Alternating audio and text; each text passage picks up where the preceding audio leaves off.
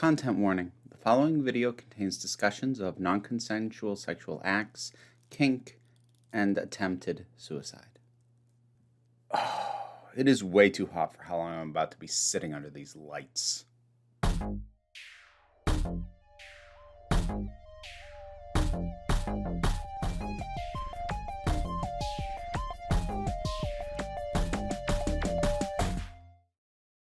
Boy, I've started more than a few videos pointing out that I didn't want to make this. The degree to which I did not want to make this is probably exponentially higher than is normally the case whenever I say that. The first reason being that what this is not what I thought it was going to be. But even just the base level of what I thought this video was going to be, I didn't want to do it. So in mid-July, there was some news that got out when an article, I'll call it an article for right now, I'll come back to that. An article appeared on the website for Tortoise Media saying that Neil Gaiman had two women who at the time they had encounters with him were in their 20s. He was in his 40s and 60s respectively at the various points that these happened, who had allegations against him of non-consensual sexual acts within an otherwise consensual relationship. And boy, did I not want to see that. Like, I like Gaiman's work. I like it a lot. I've liked it since college when I first read the Sandman series.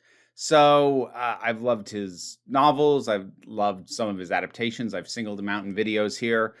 That wasn't great. That wasn't great to read. But it was also right before I went on vacation, which in a lot of ways was a good thing. It meant, like, I don't have to throw something out right away. I can marinate on this for a little bit. And more to the point, I can wait and see what other people end up saying about this. Because, like, I'd never heard of Tortoise Media. And not to say that a smaller outlet I'd never heard of can't break a big story open, but it was a little weird. I'm like, I've literally never heard of you. And then there was the other thing that was weird about it, which was the fact that the article, which calling it an article isn't really accurate. It's actually more like a press release and a light summation for a podcast series.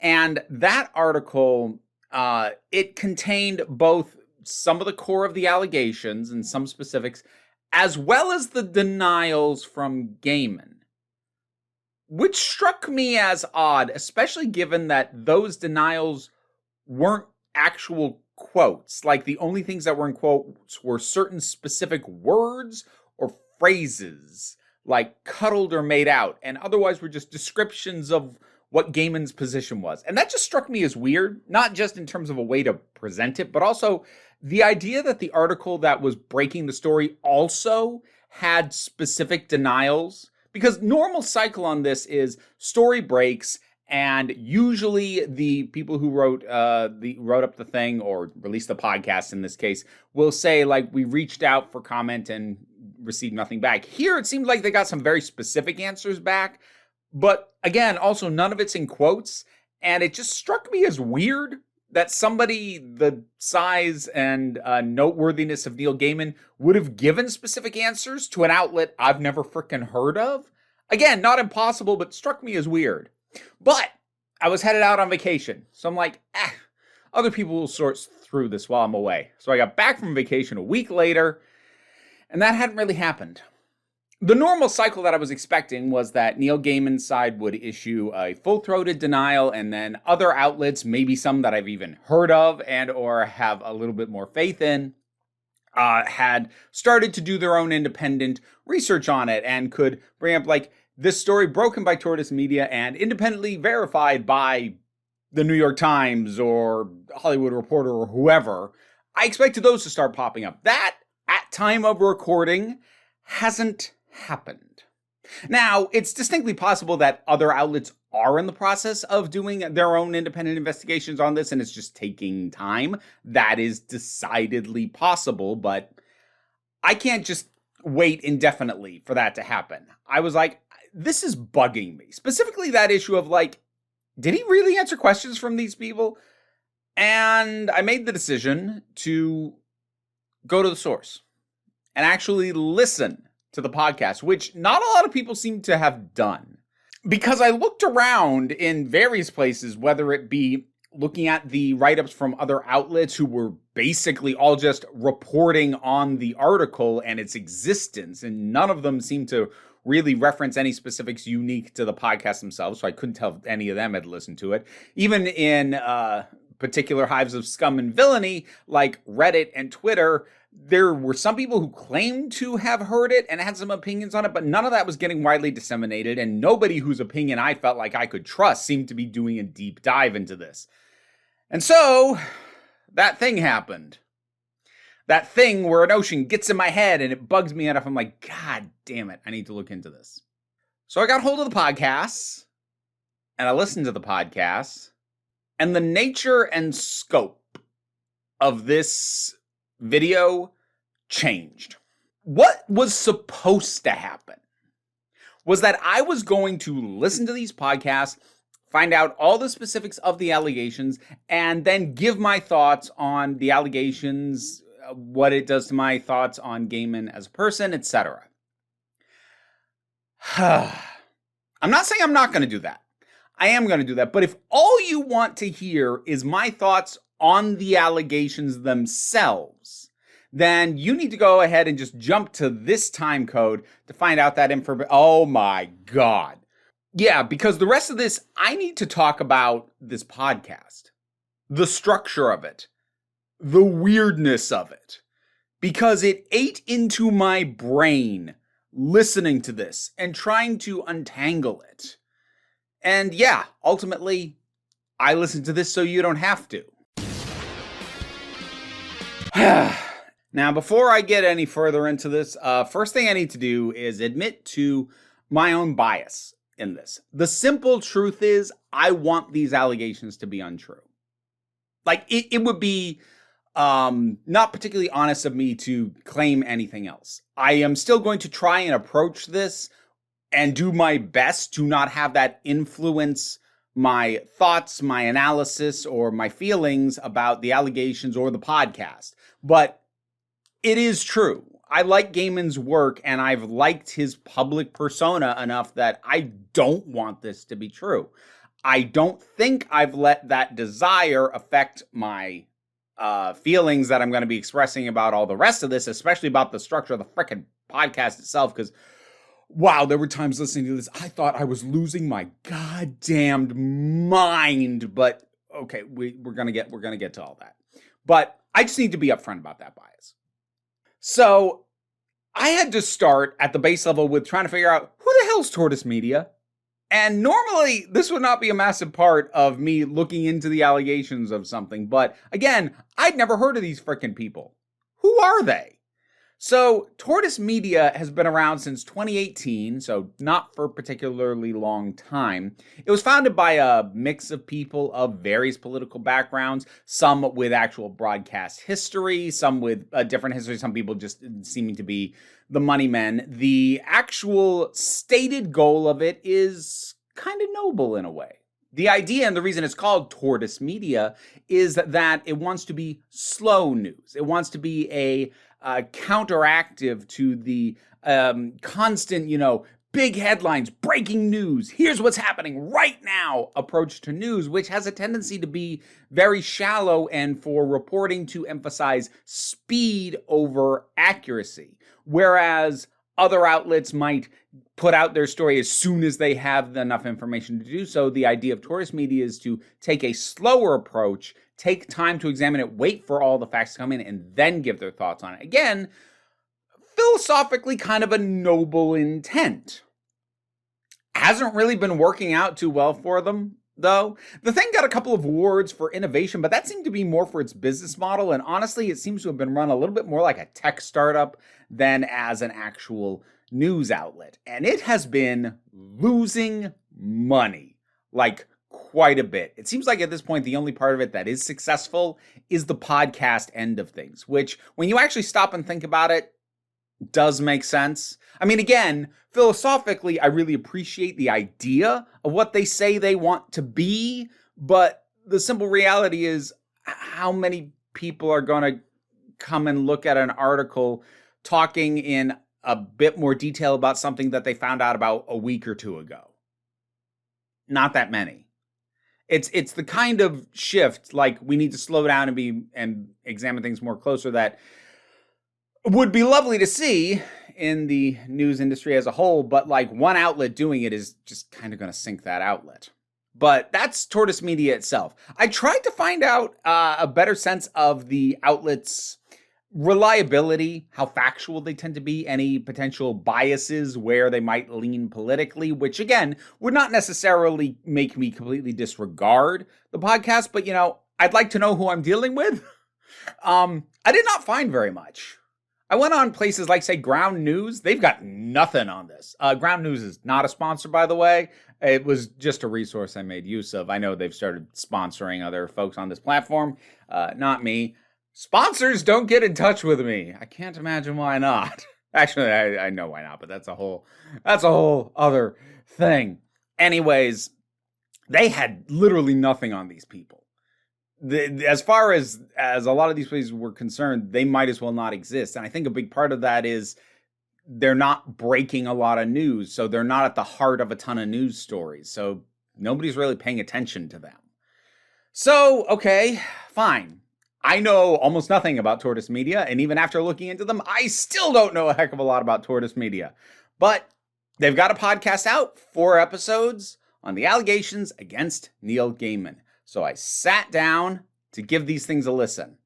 And they started by introducing the 2 hosts of the podcast, the 2 journalists involved in this. And that was also something that I ended up looking into. Again, I would not normally look into the background or the professional credentials of reporters. That's not something I'm inclined to do. But usually that's because I know the outlet they're working for, so I can, feel comfortable. I know the tone and leanings of that outlet. Whether it favors the right or the left, or tends to favor, the establishment or the industry, if it's sort of an industry mouthpiece like Variety or what have you. But again, since I don't know Tortoise Media, I need to look into who these people are. So the first one is Paul Caruana Galizia. I did not find out a ton from him. He's a professional journalist. That's kind of all I've got. He doesn't really have much of a social media footprint. So, he's got a Twitter, but he seems to mostly just tweet about his work and the stuff he's put out, and not a lot of his own personal thoughts. So he has a very clean, very professional online presence, at least that I was able to find. But then there's the other person who gets identified a little bit later. Her name is Rachel Johnson. She is the host of a podcast called Difficult Women. I'm like, oh, cool. There's something I can check. There's a podcast that they're touting and naming as if it's something I might have heard of. Let me look into that to see if I can find out who she is. Well, Rachel Johnson is Boris Johnson's sister. That was real weird to find out. And that's about what you'd expect it to be. To say that I disagree with her very vocal statements is putting it mildly. I think it's probably best summed up by, if you remember a while back when Boris Johnson, before he was briefly Prime Minister of the UK, got in trouble for calling Muslim women in burqas akin to letterboxes. She wrote an opinion piece talking about how he was being too nice. So yeah, she seems lovely. Again, I'm not trying to preemptively discredit this thing.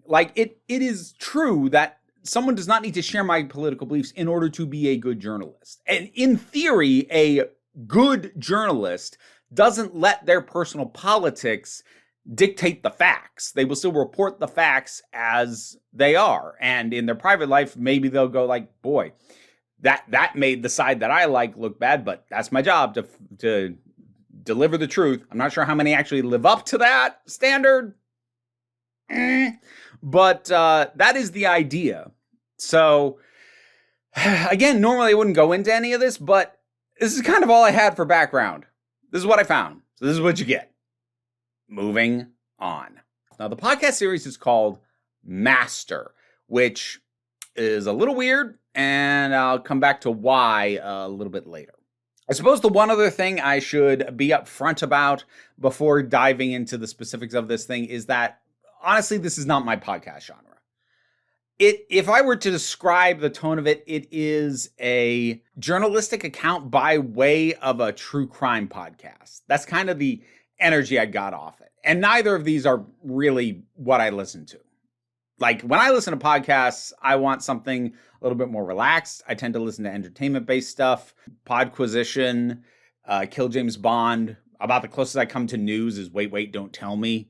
If I want something more philosophical, I'll see if the folks over at Relatively Geeky have dropped a new short box showcase yet. But this is just not my genre. So if any of the stuff I'm about to complain about is typical of either journalist-style podcasts or true crime style podcasts, which it seems to be taking its cues from, I don't know that. And more to the point, I wouldn't care anyway. I'd like to think actually that not being familiar with this kind of podcast means I'm not going to overlook stuff that might be kind of expected. Here's the last thing I'm going to say before I start getting into specifics. This podcast is well constructed in a way. It's well constructed as long as you don't think about it, as long as you don't examine it. It is constructed in a way that if you were to listen to this while doing something else, say driving, gardening, playing a video game, whatever, it probably sounds fine. But you pay attention, and there's a lot that's weird, and some that's just bad. And that has nothing to do with the stories that they're conveying from the women involved. It just has to do with the way the podcast presents them. And that in and of itself is a problem, and I'll come back to it. But right now, let's dig into what's actually in this stuff. The first half of episode 1 is mostly kind of context and teasing. Like, we get little hints of some of the stuff that'll be said later on by both the women that are laying out these allegations, as well as some of the other people that get interviewed over the course of this thing. It lays out some stuff about the laws regarding consensual acts in the different countries that are relevant to the story, those being the United States, the UK, and New Zealand. It details how those differ, and this actually is important context for some stuff that comes later. So, like, specifically talking about injury that might happen during sexual play. So, the general stance overall, to go over it very broadly from these women, is that they were consensually in these relationships with Gaiman, but there were non-consensual acts, violent sexual acts committed against them. And it is Gaiman's position that this was all consensual, including the specific acts, and they were conducted within the context of BDSM, dominance, submission, sadist, and masochist dynamics. So regardless of who is or isn't correct about that, the laws do differ from country to country. In the UK, there is actually no ability to lawfully consent to any degree of injury, even a minor injury. So that actually, it does not literally outlaw BDSM, but it does make the practice of BDSM in the UK incredibly touchy, because you hit somebody with a paddle hard enough to leave a bruise, legally they can't consent to that. Legally, that is abuse, whether they agreed to it, asked for it, are happy with it. Legally, that is abuse. They cannot have consented to that. In the US, it is only for serious injuries. And yes, one can get in the weeds parsing what is a minor injury, what is a serious injury, but these are the broad differences. UK, any degree of physical injury caused during this kind of play is unlawful.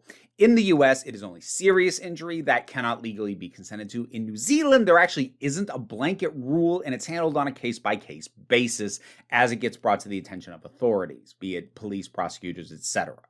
So there's those differences laid out. There's also some acknowledgement of the statistics for how common abuse in general can happen, and also a lot of the gaps in enforcement, where things fall short, the failure to actually bring these cases to trial, how infrequently they're reported, all of which is worth pointing out in cases like this, especially where in both instances there has been a fairly significant gap in time, in one case decades, between the occurrence of these things and they're now coming out publicly.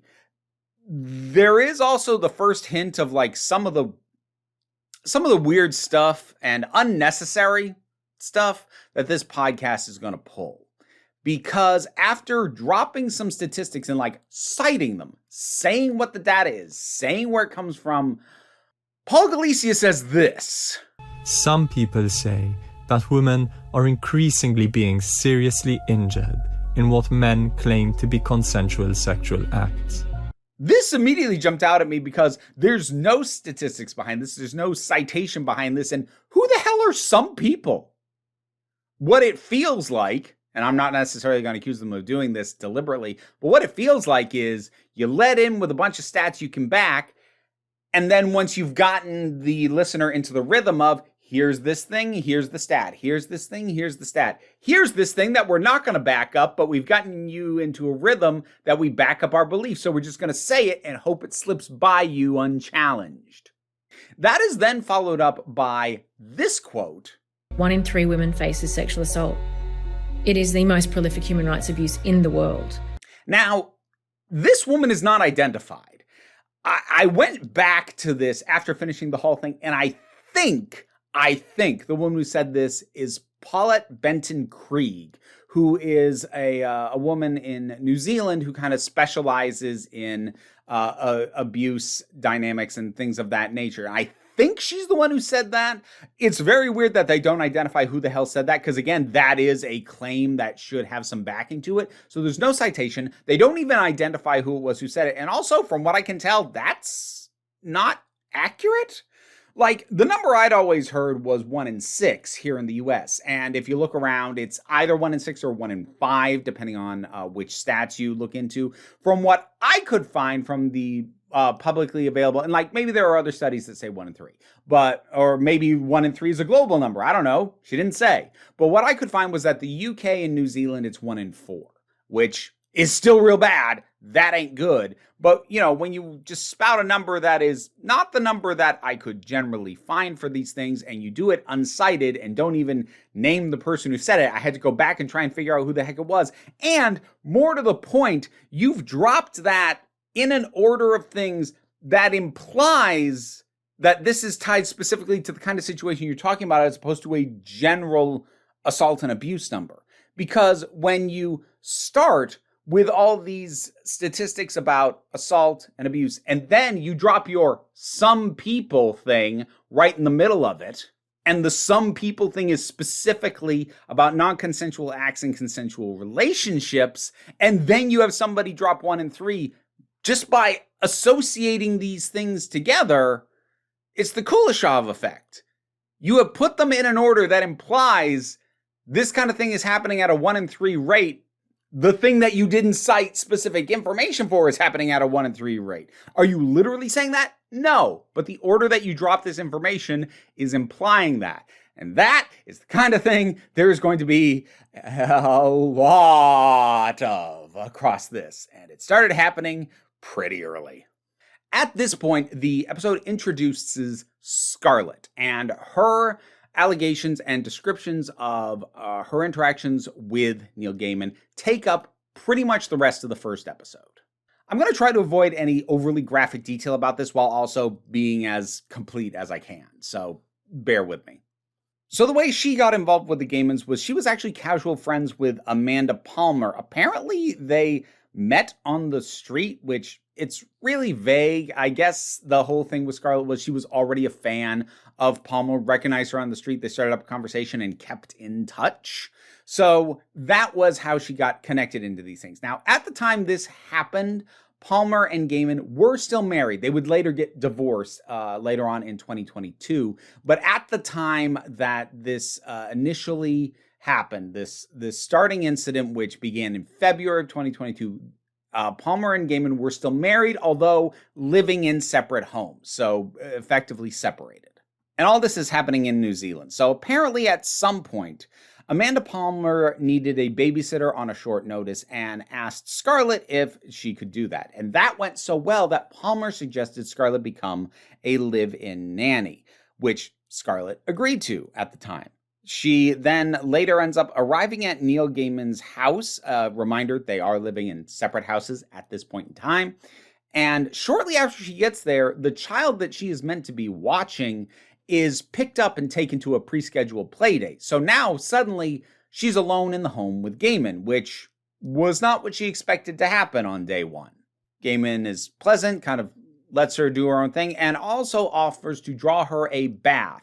The bath is apparently outside. They don't say how big this is, but the implication, based off some stuff that gets brought up later, is that this thing is kind of the size of a hot tub. I don't think it actually is a hot tub, but it's large. Multiple people could sit into it and not necessarily have to come into physical contact. That will matter in a little bit. So Scarlet gets into this bath, and shortly after, Gaiman comes out naked, sets up candles, and joins her in the bath. And Scarlet, by her account, doesn't really know what to make of this, and more to the point, isn't sure if this is normal. Evidently, again, according to Scarlet, she's kind of used to seeing, say, Amanda Palmer naked because she's been to Palmer's house before, and Palmer has a very lax attitude on nudity, just doesn't care. I've seen Amanda naked many times because that's just how she lives her life, basically. So she didn't know if this was normal, if this was also the case for Gaiman. And so she doesn't really know how to respond until he starts encouraging her to, well, expose more of herself. Because initially she has her knees drawn up to kind of cover up, and he encourages her to bring her knees down. And then Scarlet claims that Gaiman began to grope her in the bath without her consent and would coerce her into touching him and told her to call him master. Gaiman's account disputes some of the specific acts that Scarlet cites, agrees with other ones, and overall is just insistent that any and everything that did happen was completely consensual. A reminder, at this point, Scarlet is in her early 20s, Gaiman is 63. So this all begins in February of 2022, and the podcast then goes over the following day and weeks of accounts from Scarlet. This includes stuff that happened both in the house and also at a hotel. Scarlet says that multiple of the activities that they engaged in were not things that she consented to. Although in some cases she seems to at least imply that consent was given for some of what happened. And also she points out that consent was not always sought at all. In the accounts that are reiterated within the podcast, and to be clear, Scarlet is actually interviewed for this. So we get to hear most of this from her own words, because apparently, spoilers for later on down the line, when she felt the police weren't going to move forward, she tried to find a journalist, and she was familiar with Rachel Johnson through the Difficult Women podcast. That's how all of this came to these reporters and to Tortoise Media. All of this play is rough. It is BDSM. It is harsh BDSM. There is one incident where Scarlet claims to have passed out from their activities together, and after coming to, seeing Gaiman appear unconcerned, and at that point she said that these activities should stop, and he appeared to laugh it off and said that she should be punished. She then says that he used a belt on her. It is unclear if he did this immediately thereafter in response to her saying we should stop going this hard, or if that was a separate incident or something that happened later. It's not completely clear from the way that it is brought up, but it's possible that he did that in direct response to her saying, I think this is too much, which would be, I mean, doing it non-consent, hitting someone with a belt non-consensually is just bad. It's wrong and it's bad. But there is a difference between engaging that practice in an isolated session and doing it in direct response to somebody issuing concerns about the play you just had, because that is along the lines of punishing somebody for using a safe word, which is something they did not appear to have in place. And for the kind of play that allegedly went on, there should have been. But yeah, I'll get into what is ethical BDSM practice a bit later, but short version, when somebody, no matter what the dynamic is, when somebody expresses, hey, I'm not sure I'm comfortable with this, unless you have preemptively agreed that them saying that should be disregarded as part of a scene, then you don't mock them, you don't laugh at them, and you certainly don't say they should be punished for wanting to slow down. Again, Gaiman disputes some of the specific acts, but otherwise acknowledges a sexual relationship and insists that it was all within the confines of a BDSM relationship. Again, I'll circle back to this. Even if it was, this does not seem like great BDSM practice, but we'll get there. As all of this is going on, Scarlet is texting her friend Misma and also texting Gaiman directly through WhatsApp. Texts with Misma seem to be kind of conflicted about the events. She would say to Misma that she's pretty calm but confused, but also noted that things would cross boundaries. Later on, she'd tell Misma very specifically, "Hello, darling. I've had a crazy weekend. To getting bitten by a spider, to ridiculously crazy and rough and kind of amazing sex." Now, her texts with Gaiman were affectionate, flirtatious, and often sexually tinged. "I may be ill, but I am lying here with my sick little mind, wandering into terrible, filthy, dark places.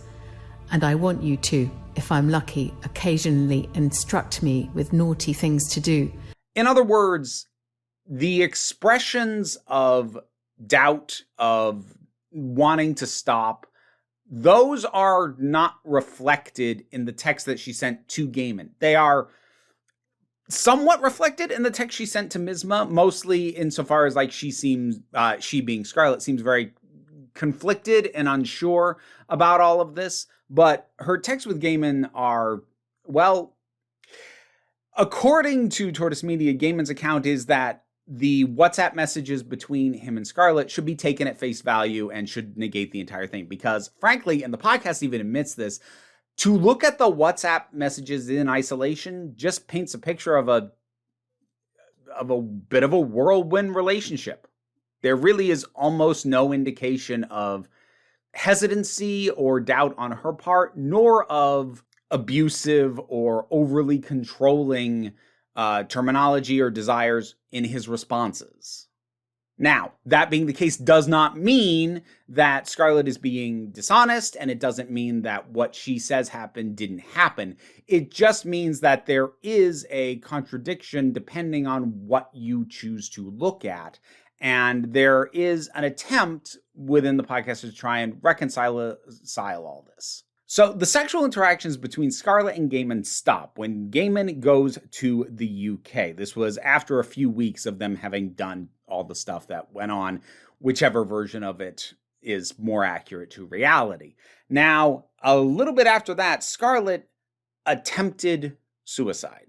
She was not successful, but she was in the hospital, and apparently it was during a conversation she had with a nurse there who was trying to help her figure out why she might have felt the need to attempt to do this, that Scarlet began to re-examine her relationship with Gaiman and question how much she actually was enjoying this and how much of this was really bad for her, and possibly flat out abusive to her.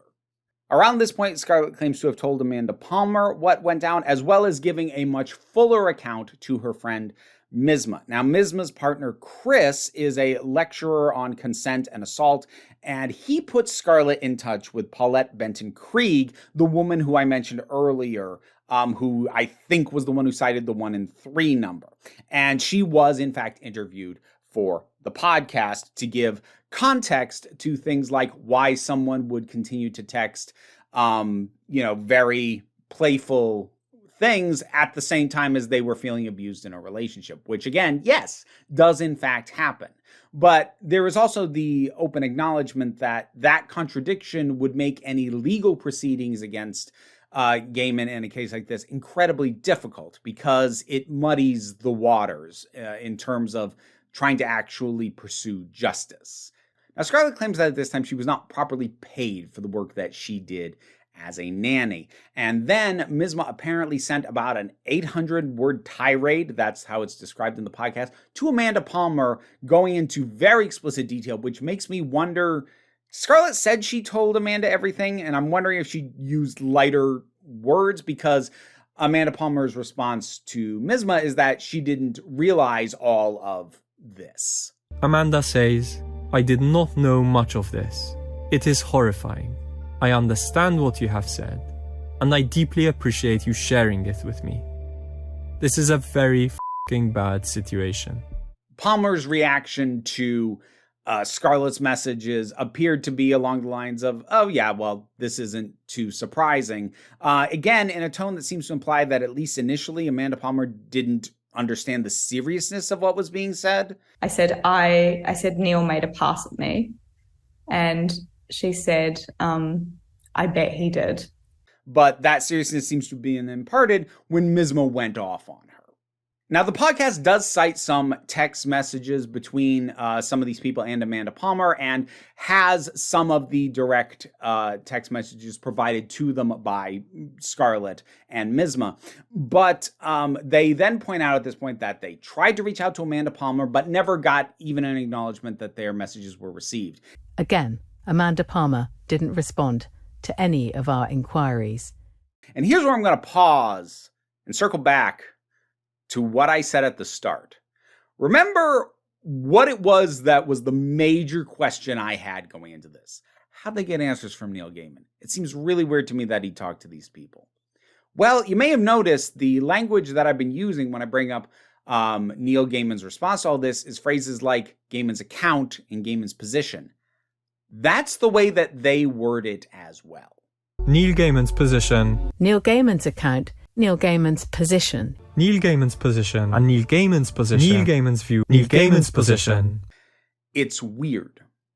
It is especially weird because now with Amanda Palmer, they begin a pattern of noting when they attempt to reach out to someone and whether or not they heard back. They've done it with the experts like Paulette Benton-Krieg, and they're going to do it with some others later. They've now done it with Amanda Palmer. They're going to do it with some other fingers later.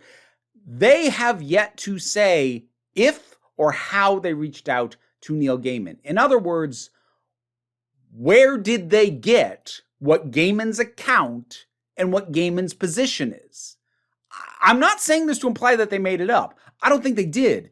But it seems like it's a major important point to establish, maybe in the first episode, where it is you got your information from. Just as a matter of course. But they haven't. And they continue to use that phrasing. And in some cases, even weirder and more distancing phrases like, it's understood that in Neil Gaiman's account of this evening, it's like they're pushing it further and further away from the idea that they actually got any direct information from this guy. Now, while I noted this started happening right off the bat, right from episode 1, I didn't really start cataloging it until midway through episode 1. And then I started vigorously with episode 2, counting every single time they used a phrase like Neil Gaiman's position, Neil Gaiman's account, whatever. And it was 37. It was nearly 10 per episode times that they'd use this weird roundabout distancing language that makes it unclear where the hell they heard this from. And that 37 is almost definitely an undercount because, as I said, I wasn't cataloging it at the front end of the first episode. What is going on? Every time they would say it, I would feel my brain crack a little bit more. Because I'm like, where are you getting this from? And the natural assumption that they seem to want you to make is that they got this from Gaiman, or at least from his representatives. But they haven't said that. When I hear things like, we're told that Neil Gaiman's position is, told by whom? Every time I would hear them say this, I felt like I was slipping deeper into a twilight zone where nobody was hearing what I was hearing. Whew. Okay, moving forward. Now, episode 2 is primarily devoted to the WhatsApp messages, as Scarlet apparently provided the entire WhatsApp history of her communication with Neil Gaiman. That includes text, that includes audio messages, that includes photos, that includes video. And as I noted before, these messages appear to be much more consistent with what Gaiman says happened than what Scarlet is saying happened. I think you need to give me a huge spanking very soon. I'm f***ing desperate for my master. She's messaging him more frequently with longer, more affectionate and more explicit texts. He is responding and responding positively, but his messages are shorter It's usually not him initiating contact. Honestly, to go by the WhatsApp messages alone, it not only paints a picture of consensual, it paints a picture where it seems like she's a little bit more into the kinky sex stuff than he is. Or at least she's more interested in initiating it than he is. Again, that's to go by the messages alone. That is not necessarily to say that is definitively the truth.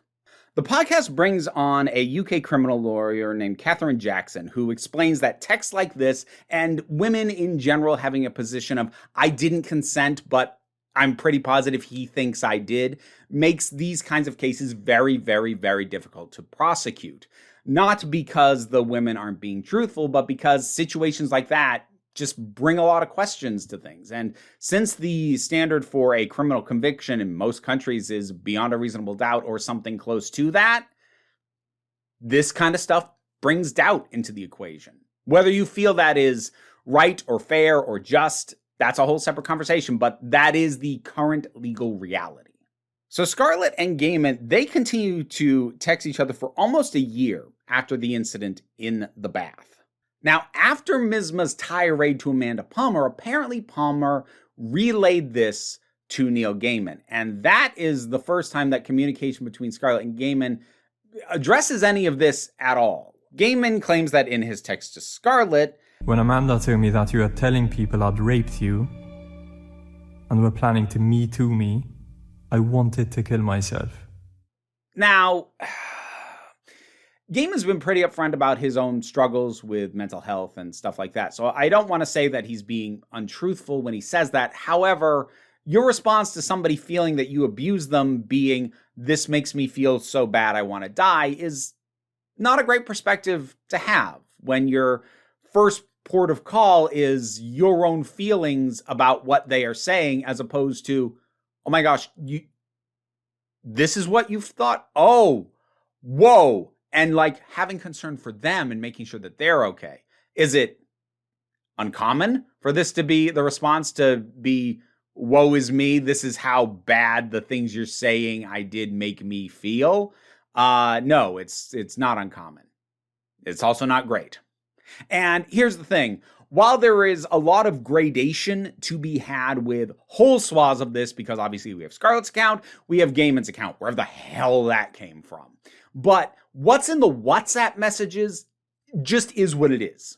So regardless of anything else, it is a fact, because we have the messages, it is a fact that when the topic came up in their WhatsApp conversations, he immediately made it about his pain, not her trauma.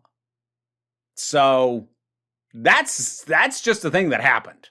In her text responses, Scarlet is very insistent to Gaiman that even though it began questionably, eventually it was undoubtedly consensual and I enjoyed it. There's then a very weird thing where apparently Gaiman had her talk to his therapist to say that. I guess the idea being that he wanted some reassurance to his therapist that what the therapist needed to help him with was anxiety over something that didn't happen, as opposed to needing help coping with something that did. I don't know. That's the only thing I can think of. It's not entirely clear. It's a very unusual step, especially because being Neil's therapist means that he's the only one who has confidentiality. Anything Scarlet tells this guy, that's potentially something that could be brought up later in court, in police proceedings, what have you. It's not necessarily underhanded, but it's real weird. Now, apparently the podcasters reached out to this therapist and were not able to get a hold of him. Hello, you've reached the cell phone of Wayne Muller. This number does not take voicemail, so please don't leave. But he never responded to our detailed questions about his role in this story. So again, we now have another figure at the center of this that they say, we tried to get a hold of them, they did not respond. And they're continuing to give Gaiman's position and Gaiman's account without saying when it was they even reached out to the guy. If they ever did. We'll get there, don't worry. But like, whoa, this is actually about as good a time as any to bring up the degree of kink shaming that's in this. Now, kink shaming is a term that gets thrown around pretty liberally online, and more to the point can also be used in a pretty facetious and dishonest way.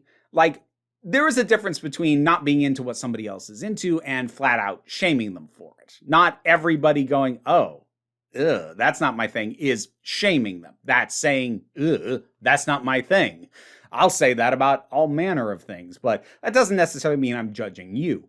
But kink shaming is real. It is a thing, and this podcast does engage in it. I'll explain. It actually starts from the fact that the series is even called Master. Now, that term is brought up repeatedly, especially in the first episode, and every time it's brought up, it has this smoking gun feel to it, as if the fact that he told Scarlet to call him Master was damning in and of itself. I'm your master. Call me master. As if that revealed something about what he thinks the relationship to this woman is, that he's the master, making her, at best, a servant, if not a slave, property. The thing is, though, if this is a consensual BDSM relationship, or heck, even if this is a broken BDSM relationship with a lack of consent throughout it, master is a very freaking common term. And more to the point, they don't really bring it up much later. They layer it on real thick in episode 1 and then just let it hang there, like it's damning in and of itself. Like there's an assumption that the audience simply hearing, he told her to call him master, would make them clutch their pearls. And maybe it would, depends on the audience, but if you are assuming the simple fact of calling somebody that is going to elicit that reaction from your audience, yeah, you're leaning on the idea that that is shameful. Now, it is possible that to some degree, this bias might actually be enhanced because of regional issues. I mentioned already that the UK has incredibly strict laws that do a lot to confine the activities of BDSM practitioners. Now, the podcasters are very quick to point out the idea, of course, isn't to police what people do in their bedrooms. And it's not to embarrass or shame them either. It's to prevent abuse.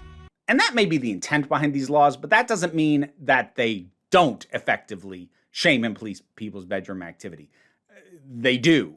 This actually impacts a lot of stuff that comes out of the UK in ways that if you're not from there, you might not realize. Heck, if you've ever been on or subscribed to or put up content on OnlyFans, you might find it really weird some of the stuff you're not allowed to do, some of which is pretty basic, honestly, but you're not allowed to do it because OnlyFans is a UK-based company, which means that they cannot allow to go up on their platform anything that is not permitted by law to happen in the UK in either depictions of people doing it or as an act unto itself.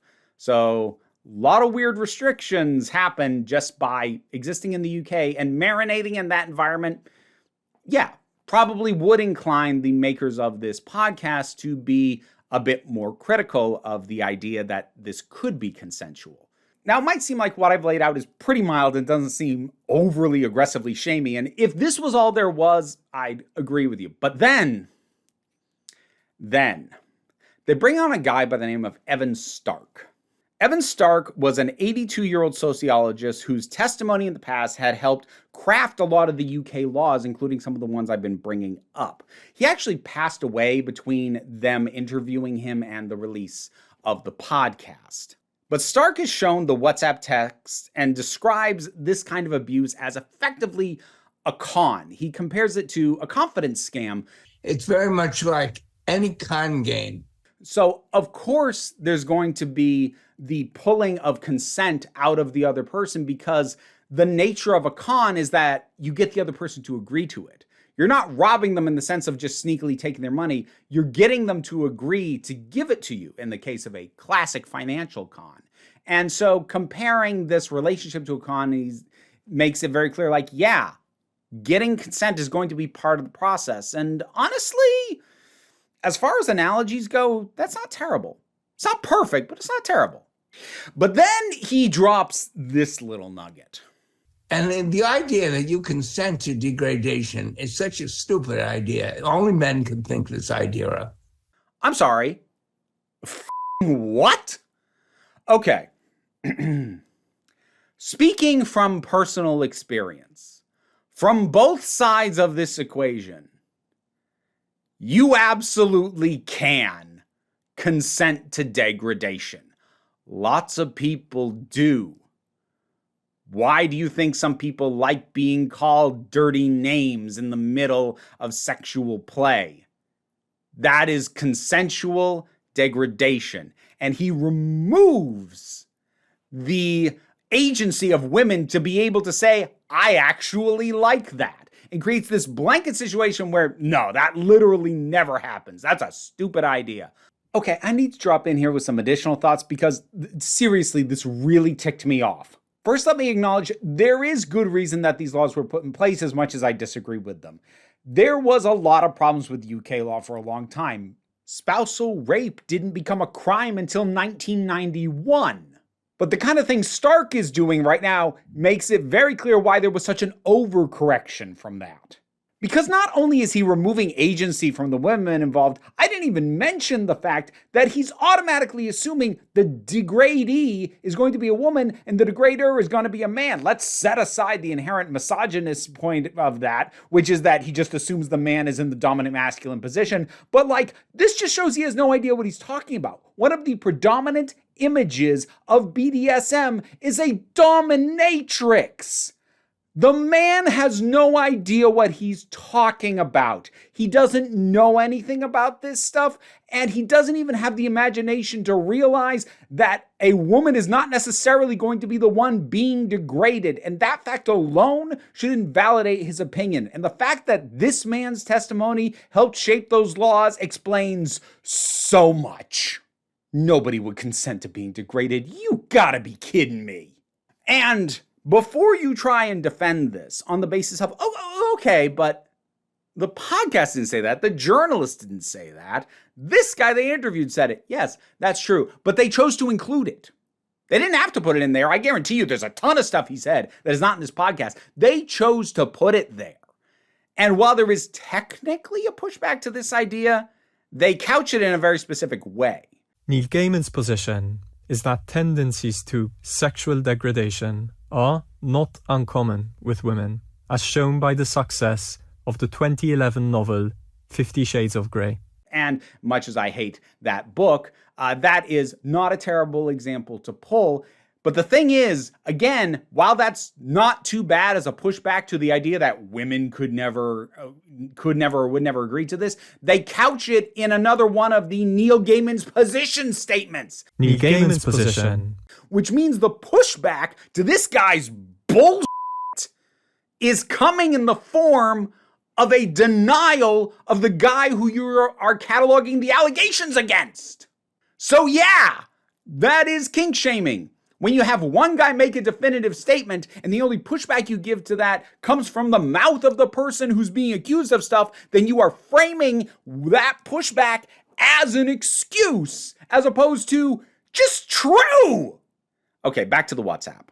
After this whole conversation of her having attempted suicide and Gaiman saying that he was having to actively try to not think about that or not do it, I spent a week actively not killing myself.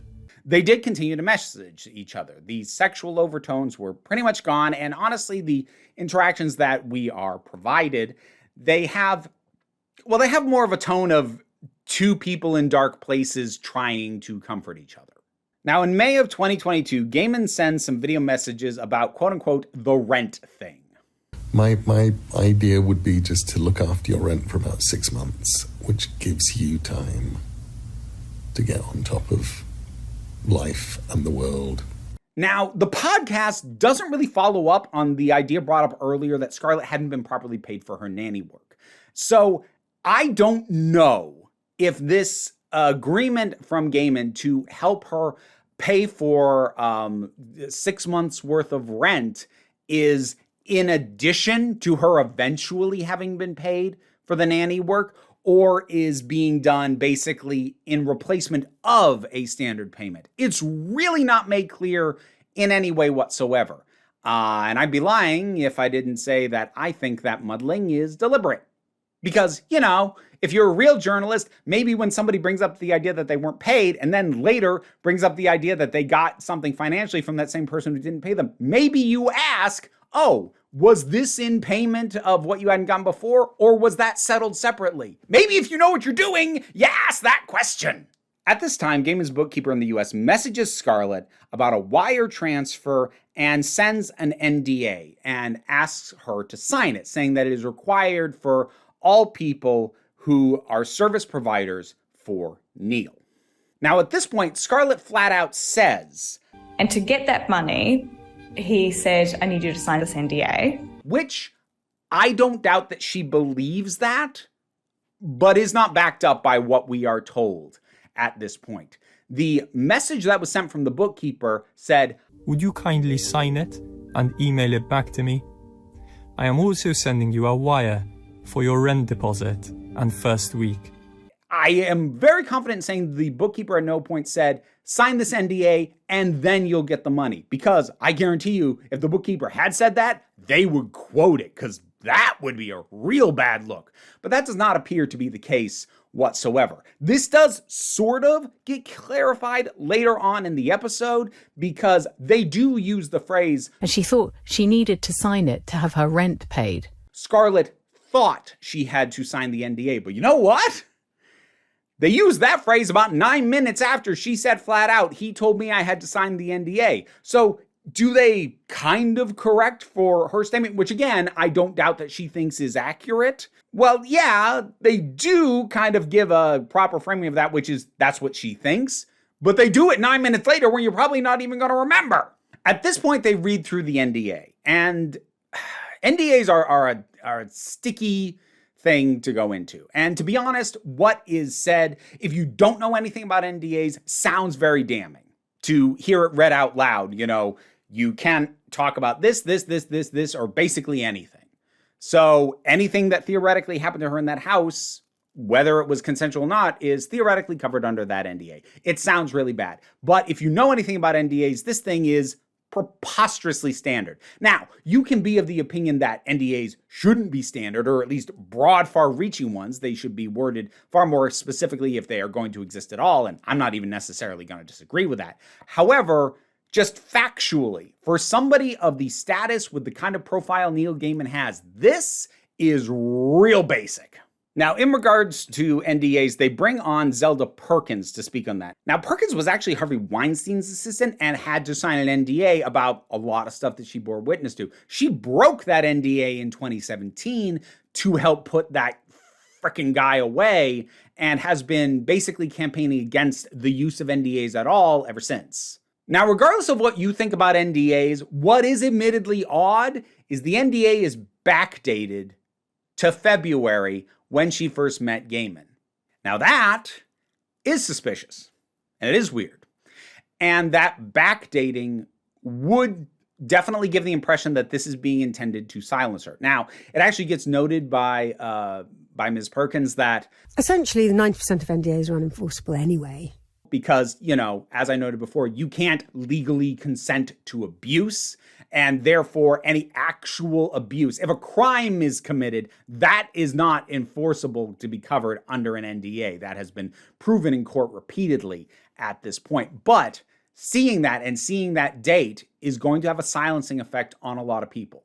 So I don't doubt that backdating that NDA and having her sign it, even though at the point they're asking her to sign it, she is no longer in their employ, that is a silencing tactic.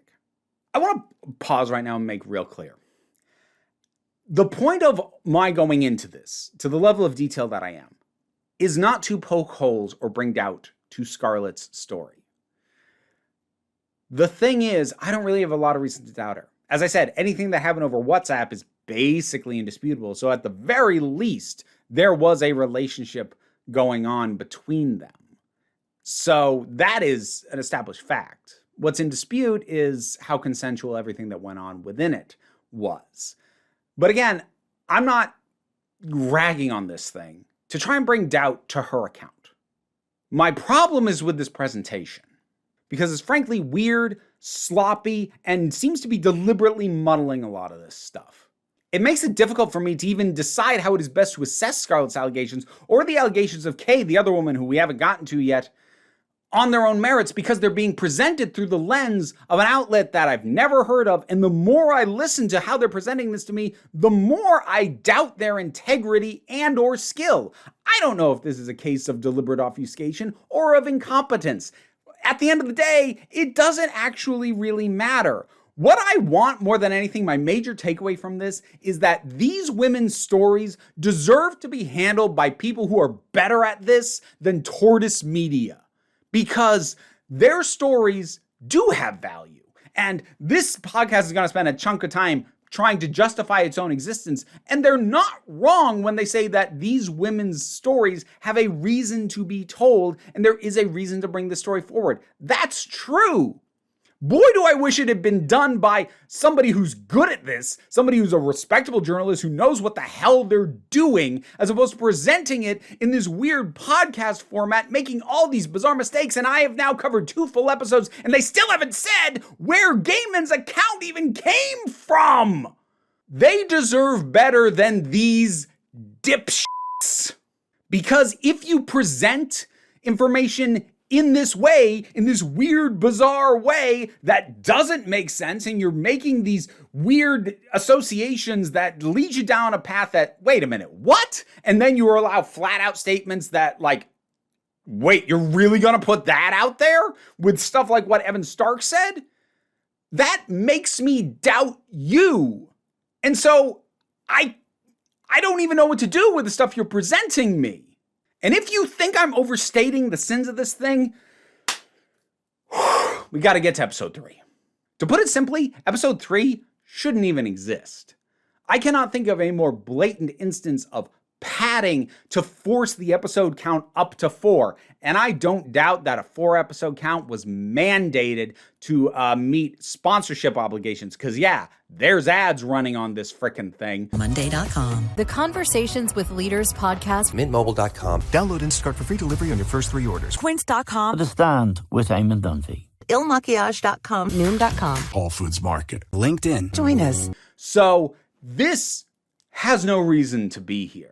It is full of reiterated information or irrelevant information. There is a little bit that is relevant that easily could have been stuck at the start of the next episode. It's only like the first 12 minutes of this that contains anything of particular relevance whatsoever, and you could have stuck that onto the start of the following episode, and that wouldn't have even made the next episode the longest one if you just took those 12 minutes, stuck it on there. That's the other thing. Variable lengths on these things. And episode 3 is the shortest.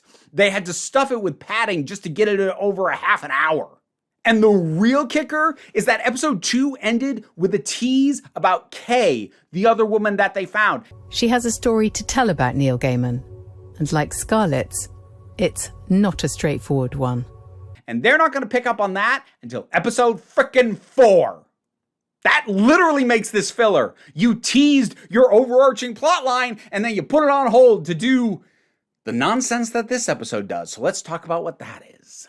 As I said, there's a little bit at the front end that is kind of relevant. It basically just lays out the process of Scarlet going to the New Zealand police. Her first contact with them was in October of 2022, making it 8 months after the initial incident in February.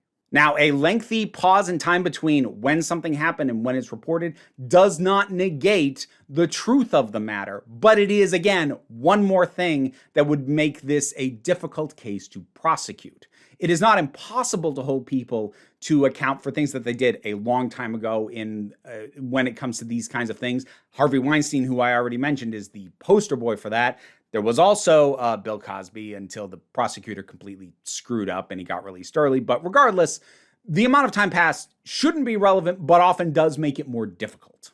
And in acknowledging the difficulty of things like that and the fact that police tend to try and look for a pattern of abusive behavior in their investigations, or ask if there's a pattern of abusive behavior, and seem to even sometimes rely on that to continue their investigations, that is pointed out. And yeah, that is frustrating and oftentimes probably not warranted. Whether or not you investigate something probably should not fully depend on whether or not there have been other incidents.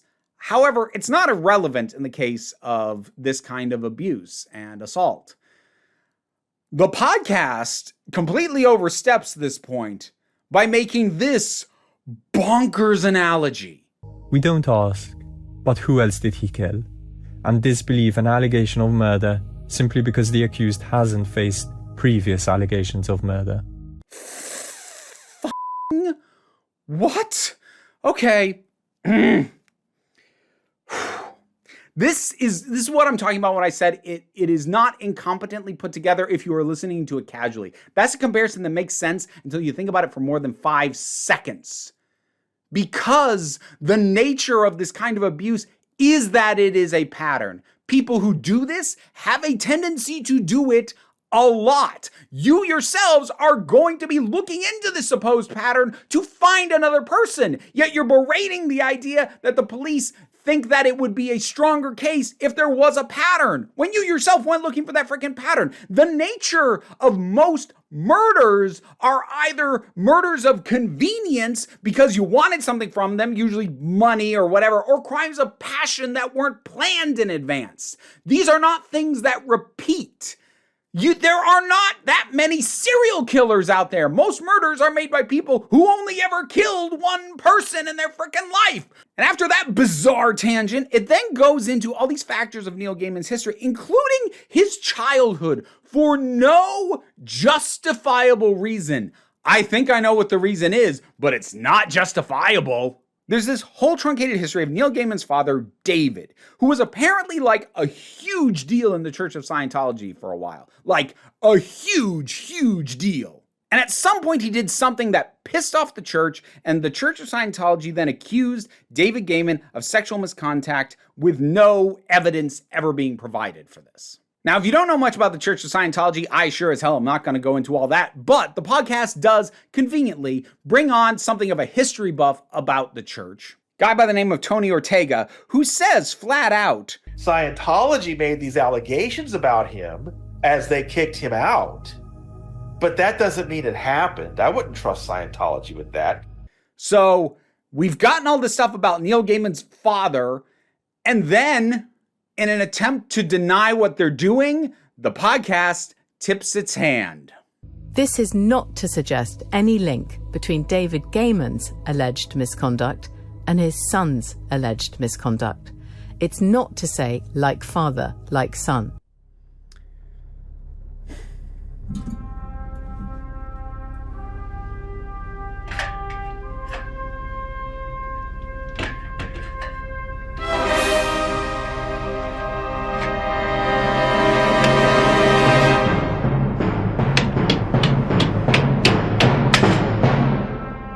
It's very clear that they want to make that implication.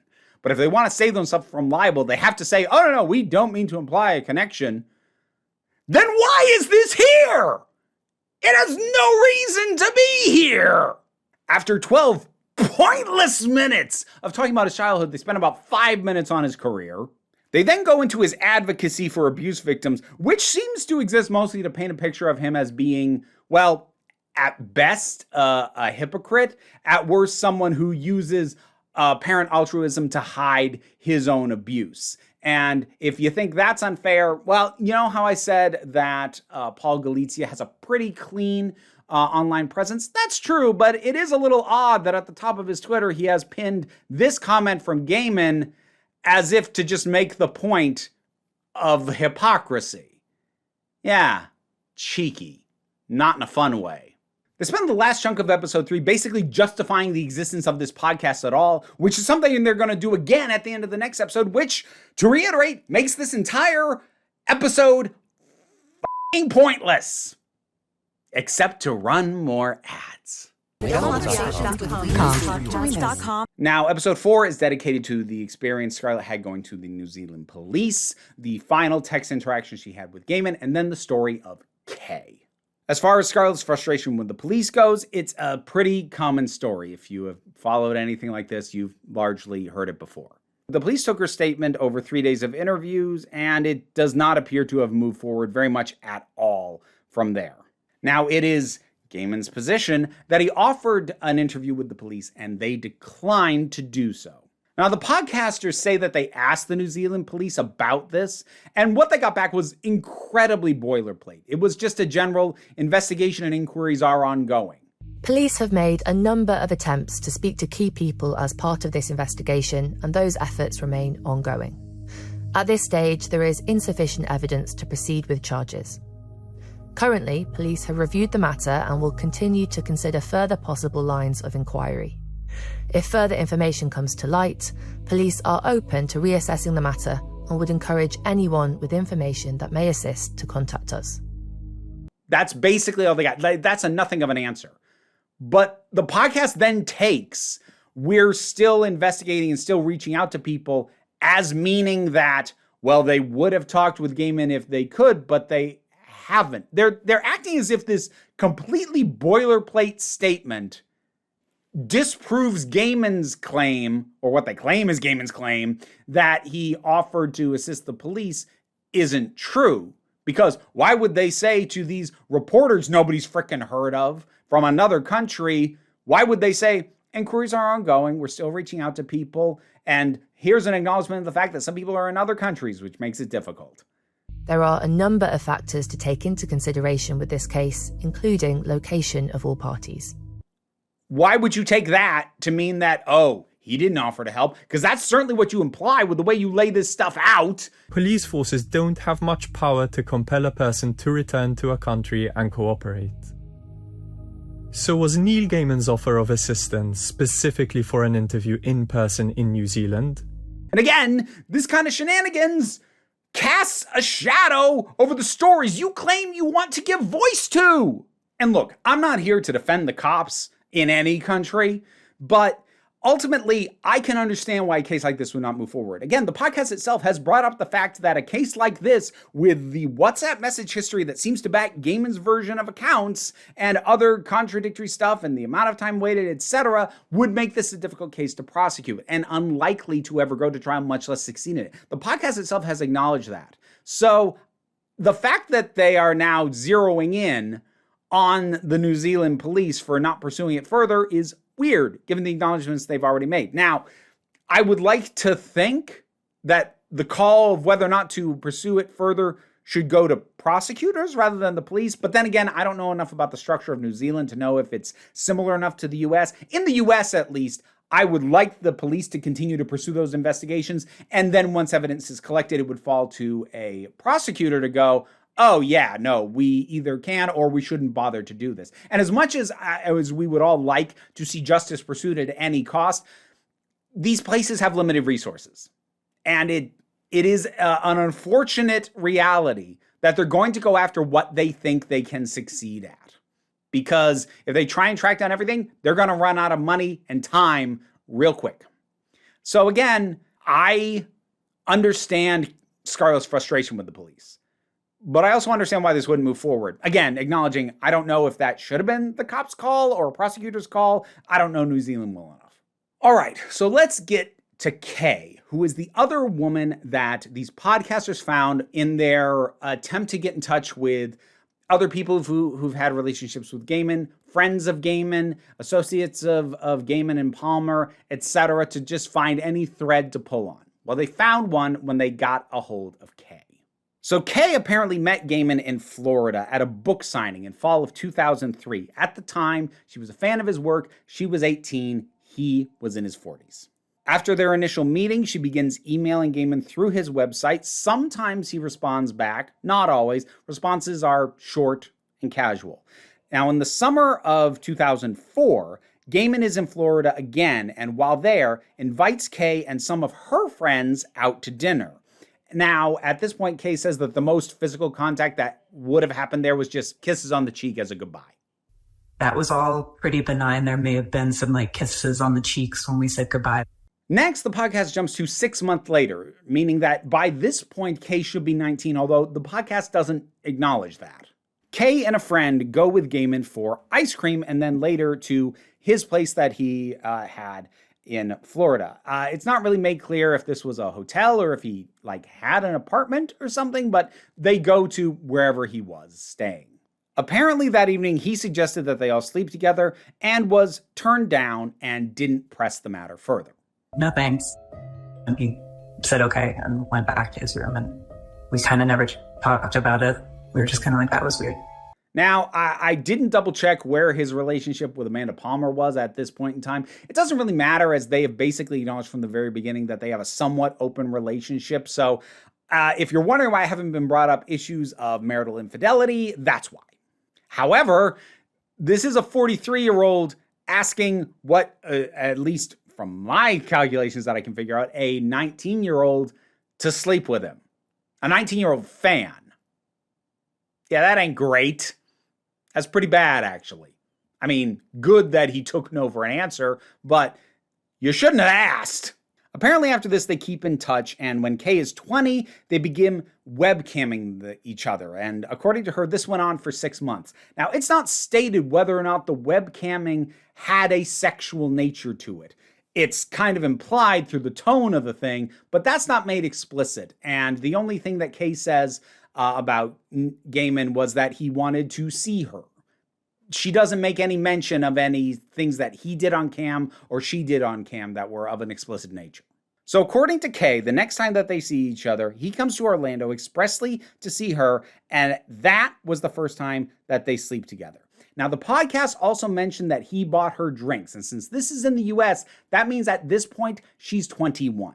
Now, if it seems odd that I'm pointing out the aging of Kay that the podcast isn't, here's why.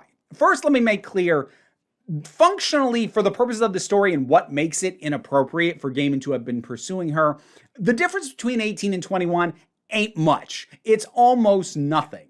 It's still inappropriate whether she's 21 or whether she's 18.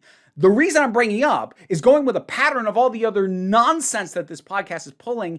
It is more than a little suspicious to note the age of 18 as the meeting time and then acting as if he started to pursue her sexually at that point, when the first time he would have asked, she would have been a year older, but the last age you said was 18. So that's the age that's hanging in people's heads, even as you say summer of the next year, 6 months after that. You haven't updated her age. You're letting people still think the number 18 when he makes the suggestion that they sleep together. And then you bring up she's 20 at the point of the webcam, but then it is a year later and he's buying her drinks, so she has to be 21. So again, you're letting the younger age hang in the air as you talk about stuff that would have happened when she was a year older. And again, I'm not doing this to frickin' defend him. If he's messing around with a 21-year-old, that is still absolutely improper and wrong, regardless of whether or not it's consensual. The power dynamic is completely fucked. I'll talk about that later. But the point is, it's just more of these same shenanigans that muddy the waters and make me loathe this podcast and this outlet, because they are presenting women's stories that they want to be told in a manner that just makes me not trust the outlet, regardless of whether I trust these women. Kay says pretty directly that the relationship and sexual intimacy was consensual, but not every specific act that happened during the time that they saw each other was consensual. I'm not going to go over everything in as much detail because there's mainly a big focus on an incident that happened when Gaiman had Kay flown out to the UK to see her. And during that time, she was on her period and had a UTI. And she claims to have very explicitly said to him, "You can't put anything in me. It's going to hurt too much." In Cornwall, I remember because of that UTI, and it was so painful that I couldn't do anything. I couldn't enjoy the fact that I was in, or I was just in screaming agony. And I know I said it out loud then. She draws special attention to this because she acknowledges that she can't remember if she ever told him no or stop or don't do that for any of the other times that something happened that she feels was non-consensual. And now, again, we've already talked about how, and I'll talk again about how just saying no or failing to say no does not actually equal consent. But she is very emphatic that because of the UTI, because of being on her period, she specifically said don't, and that he did, and that it hurt. Now, she does not mention him restraining her or forcing himself on her. Again, that does not make this any better. I'm just being very clear in the wording. She simply says that he proceeded to do so anyway. So whether it was done through coercion or some non-physically violent means. Doesn't really matter because the act itself was deeply painful for her. And if you'll remember, in the UK, any injury of any degree sustained during sexual activity, even consensual sexual activity, which this may well not have been, is unlawful, regardless of how severe the injury is. So if Kay's account is accurate, then in this instance, Gaiman absolutely ran afoul of the law, if her account is accurate. It's worth noting that between the two of them, I have an easier time taking what Kay says at face value versus Scarlet. Not that, again, I'm not trying to doubt Scarlet, but Scarlet is a couple years out from the experience and in many ways still young and wrapped up in everything that has happened to her. Kay has had 20 years to come to terms with what it was that happened, reflect on it, and even just to hear her speak about it seems to have a much more matured, reasoned, and I don't want to say she's at peace with it, but she has come to terms. She's not still in the middle of processing all this. Whereas it feels like Scarlet very much still is, which again, does not negate anything that she says or any part of her story, but that conflict does come out not just in the contradiction of her texts, but also in the way that she talks about it to the podcasters. So the relationship between Gaiman and Kay ends when he comes to visit her in Orlando. No date or even a year is given for when this was, which is just really weird. They'd at least been giving the vague so many months later at, this season and this year. Nothing for this, but anyway. They have a fight, Gaiman cancels their plans and leaves. Kay apparently gets a plane ticket in order to follow him onto the airplane and then beg him to stay. It is her claim that he demanded she be removed from the flight. Apparently, the only part of this specific aspect of the story that Gaiman's position is made clear on is that he did not demand her removal, but there isn't a lot of information given otherwise. The blanket response that is given as Gaiman's position is that everything that happened between the two of them was consensual. Basically, the exact same response that is given to Scarlet's allegations. Now, apparently, they stayed in touch for a while, actually up until 2022. And during this time, amongst other things, Gaiman talks to her about his quote-unquote new GF that he's started seeing during this time. Although, again, no specific dates or even a year is given for when the hell any of this was. However, I'll be slightly more forgiving in this instance because they apparently were able to find the woman in question.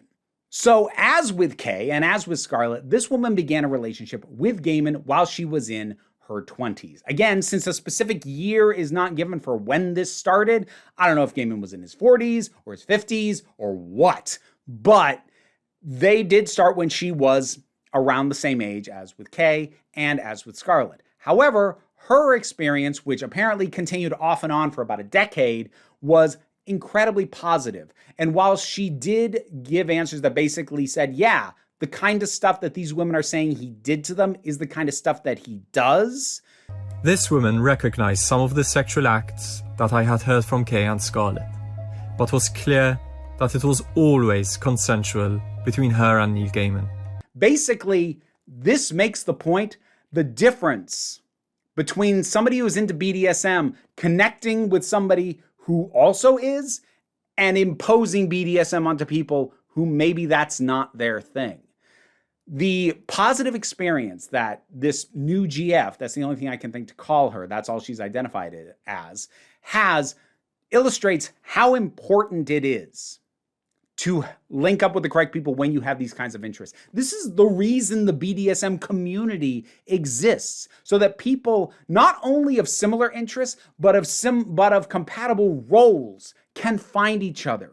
Because if you are a sadist and you enjoy rough sex, if you enjoy hitting people with a belt or any number of other things, if you can find a masochist who's someone who likes being handled roughly and likes those things being done to him, you are a match made in heaven, sexually speaking.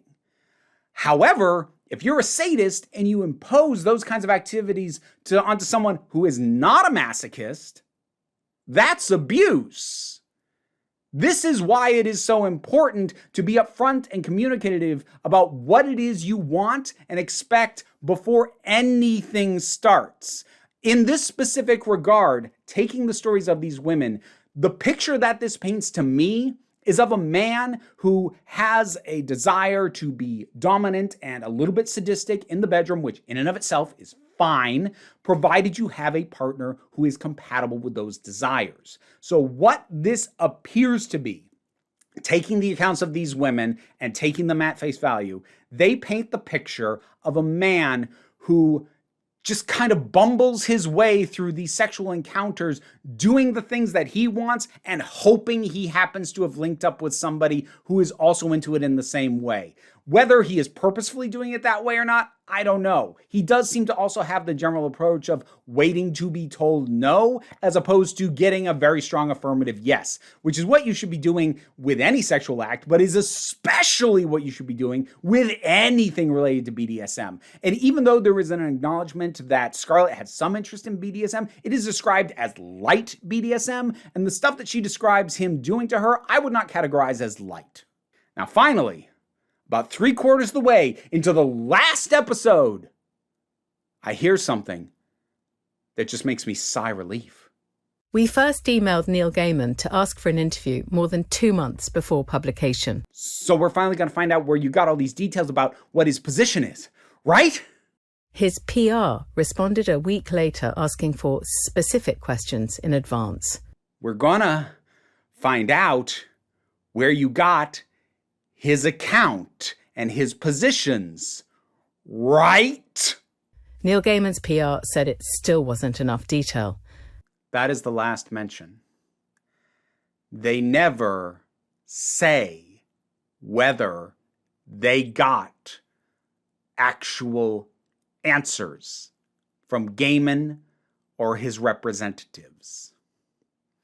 They have finally, almost at the end of this, acknowledged that they reached out to him, heard back from his PR, but don't say whether or not they actually got answers to the questions. The last thing that they say was the PR person saying that what we were suggesting was deeply offensive and had extremely serious implications for everyone involved. When I started this, I had one question. Where does his account come from? And I still don't know. I have to assume at this point that some of the communications between the PR people and these podcasters did basically say what they're saying, that his position is that this was consensual and this and that, but they never actually fucking say that! I cannot possibly stress enough how much this absolutely drives me crazy that they do not simply, clearly, definitively say that they got their information from Gaiman's PR. I mean, it's the only thing that makes sense, but why don't they say it? I came in here looking to answer one question. You had one job, as far as I was concerned, and you didn't do it. I racked my brain trying to figure out why. Why would they present it like this? And the only things that I can come up with aren't good. Thing one is that if they admitted up front, we received basically a blanket denial, more or less, from the PR people, but they didn't answer any of our specific questions, which, like, they do at a few points point out, we did not have answers to these specific questions or Gaiman's perspective on these specific things. So, like, if you could just say at the front end, you know, his PR gave us a couple of things, but not much. If you just admitted it at the front end, then you wouldn't be able to paint this as the we are presenting both sides of the argument thing that you are clearly trying to present this as.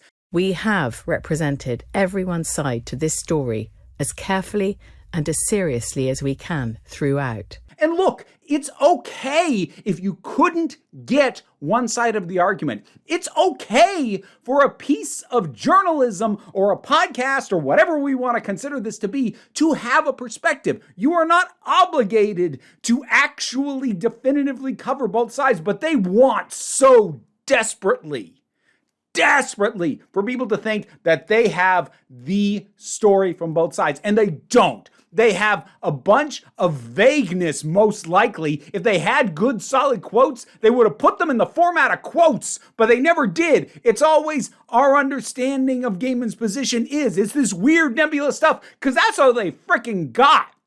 And if they said that up front, they wouldn't be able to use this back end to try and go like, we have tried our best to present all positions. You could have said that without this stuff, but you really seem to think that you needed to obfuscate the fact that you didn't get any direct answers from Gaiman to make it seem like you're more balanced than you are. Be as balanced as you can be, but if you can't get one person's side, just say that. That's normal. That's standard. What is wrong with you? This is the stuff that I'm talking about when I say I can't trust this freaking outlet. I was so thrown off by this. I had one other suspicion, and I actually reached out on Twitter to see if I could find anybody who could clue me in on a little bit of UK libel law. Because I do know that defamation and libel laws are different in the UK than they are in the US. Short version, it's a lot easier to win a defamation, libel, or slander case in the UK than it is in the US. In the US, if you are going to say that somebody slandered you, especially if you're a public figure, you only win that if you can show that they acted with what's called actual malice, meaning that they had to know what they said was untrue and they went ahead and did it anyway. So in that case, malice has nothing to do with ill intent. It's a legal term.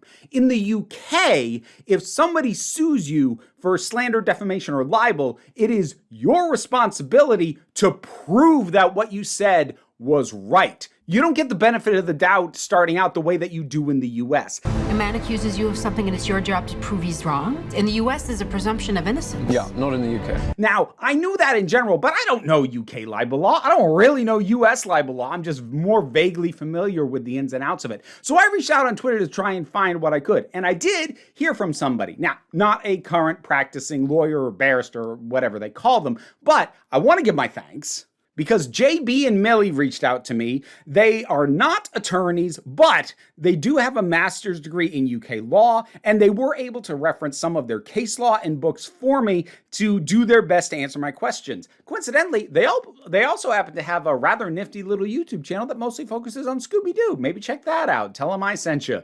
They'll be confused.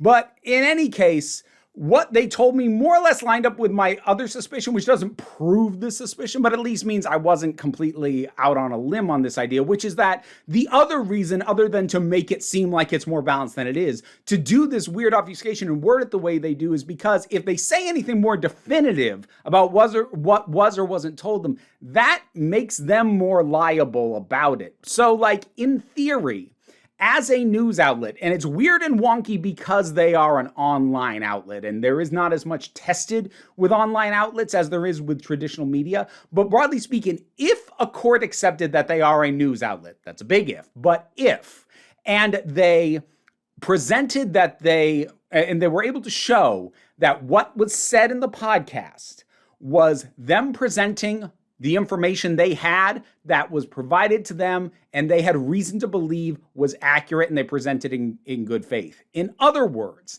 some of this wording might be for the simple fact that if they were more definitive about it, then any manipulation that might have happened makes them liable for what they say. Whereas if they present it in this somewhat more vague way with just sort of vaguely waving at Gaiman's position, they can cite whatever it is they got from the PR people and say, we are representing what they told us, so if there's any libel, it's coming from here. It's not from us.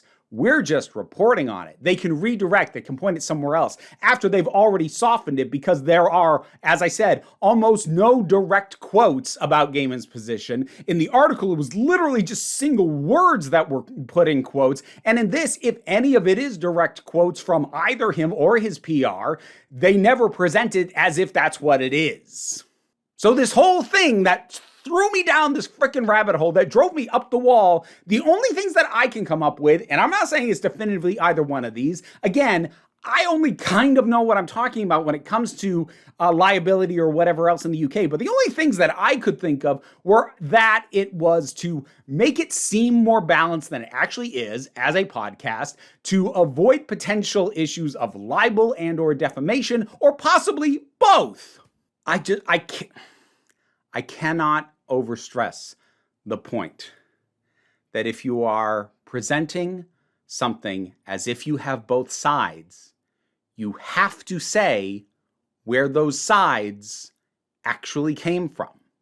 And for one side, that being the side of Scarlet and Kay and the various experts that they talked with, they presented them very well. And you obfuscated everything about the other side, and you didn't even say clearly and distinctly and specifically where you got it from. This is such a basic, fundamental failure of information. This feels like you're hiding stuff. This feels like you are muddying the waters on purpose. And I keep saying it, but it makes me not want to trust this outlet. I feel like I can't, frankly. And that is 100% independent of the accusations. The last stretch is just what I mentioned before. It's reiterating the points made in episode 3, trying to justify the existence of it, and trying to argue that they presented both sides. This thing drove me mad. And I needed to sink a lot of time into covering why. Because coming out of it, I was real angry. And I needed to get this out of my system. And I'm all the angrier because if any of this is true, it deserved a proper platform from a trustworthy outlet and people who weren't going to do this with it. I'm not going to go so far as to say that I think that what Tortoise Media put out is a smear campaign. I think there has to be more intent behind something for me to consider a smear campaign. I think they got lucky and then were messy with it. Because by all indications, this literally fell in their lap. Scarlet reached out to Rachel because that was a journalist who she happened to have heard of because she knew of Rachel Johnson's podcast. And then she was willing to talk to them and they looked into other stuff. Like, this story fell in their lap. And that in and of itself isn't the problem. It's okay that stuff falls in your lap. Stuff has fallen into my lap. One of the videos I'm most proudest of so far this year was an extended interview I did with a storyboard artist for Has Been Hotel, who just coincidentally happened to see an earlier video I did on Has Been Hotel and reached out and we started talking. That video, which again, at this point in the year is probably the thing I'm most proud of for the year 2024. We'll see if that holds by the end. But I just got lucky. That fell in my lap. Something falling in your lap is not a problem. What you do with it once it has, you have to treat that properly, especially when it's something like this. That matters. And they don't. They pull so much nonsense with this that just removes the credibility from the outlet that is presenting these women's stories. And that in and of itself fucking pisses me off. You owed these women better than what you produced. Having said all that, I did promise, and if you hit the jump to the later time code, then hi, you're jumping in at this point. I did promise that I would give my thoughts on the actual allegations. So, despite the fact that I've just spent the frickin' however long going off about all the problems with this podcast and what this outlet has done wrong in presenting all this, the way they presented, not the fact that they presented, but the way they did. If I am to look at these things and take them at face value, and at this point I have to, because as I said, no other outlets have really reported on this, and maybe they are, maybe they will. Maybe they're taking the time because they see all the problems I do and realize there isn't a lot that you could build off this and they kind of have to start from scratch. Maybe that'll be the case. I don't know. But right now, this is all I've got. And so stripping out all of the BS created by the structure and the way this information is presented and trying to strip it down to the bare facts, What are my takeaways from this? Well, there is, at this point, pretty clearly, if we assume, and I kind of have to, that the extent to which both sides are shared, and we know we have very direct words from the two women involved. They were literally interviewed, and we have supposedly accurate descriptions of the position and account of Gaiman. And I just have to assume that they are accurate because I've got nothing else. There is a best and a worst case scenario to this. The worst case scenario is actually potentially even harsher than just what the women themselves said. Because the worst case scenario is that we have a man who, for the last 20 years at least, has been using his position of prestige and fame in a predatory manner. He has been seeking out young women with limited experience in what it was he wanted to do with them in order to just do whatever he felt like, get minimal pushback, and discard them when they became too troublesome. That worst case scenario paints the image of a predator, of someone who is deliberately looking for people to abuse. The best case scenario, which is basically to take what is reported to be Gaiman's position at his word that the text exchanges between him and Scarlet are the most accurate representation of their relationship, and that his relationship with Kay did not enter into realms of non-consent. Then the best case scenario is that we have a man who either doesn't understand or is willfully ignoring the inherent power discrepancy between someone of his age, with his means, his wealth, and his prestige, and a woman in their 20s. And that's regardless of whether he's 40, 50, or 60. That is a massive gap. And in the case especially of someone who is being employed, either by him directly or by Amanda Palmer, it actually wasn't entirely clear who Scarlet believed she was supposed to be paid by when this was first set up. It's very clear that Gaiman was the one paying her rent later on, but she may have been expecting Palmer to pay her. Didn't matter. Gaiman was still the client because it was his child who she was intended to be nannying. That is an irreconcilable power gap between an employer and an employee. There is no way to make that work. Forget legally. Legally, this is permitted, although many companies have policies against it, and there's a good reason. There is no way to engage with that ethically, because even if both people involved voluntarily and consensually get involved in a romantic and or sexual relationship with each other, if one of them has the power of hiring and firing or just really directly impacting the other person's work at all in the manner that a boss would or an employer would, that is not an ethical power dynamic. It just isn't. If you want to date your boss, one of you needs to get a new job. Doesn't matter which one, but you cannot be in that dynamic and have it be ethical, because the instant anything starts to go wrong, the instant anything has any amount of tension, you aren't just upsetting your partner, you're upsetting your boss. And the outcome of your romantic relationships should not ever have a direct result on your employment, which is exactly what this is. It doesn't matter how much the person with the more power in that situation goes, oh, no, I would never do that. No. The very fact that you could is not okay. So we have a best case scenario where we have a man who is engaging in vastly unlevel playing fields in terms of the power dynamic, and who, again, absolute best case scenario, doesn't get that this isn't okay. And understand, if he is legitimately ignorant as opposed to willfully ignorant, that doesn't fix anything. That would only explain why he's continued to do this. But at this point, in his frickin' 60s, he should know better.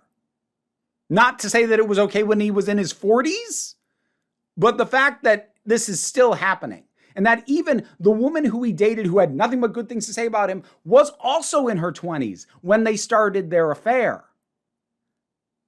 This is a pattern.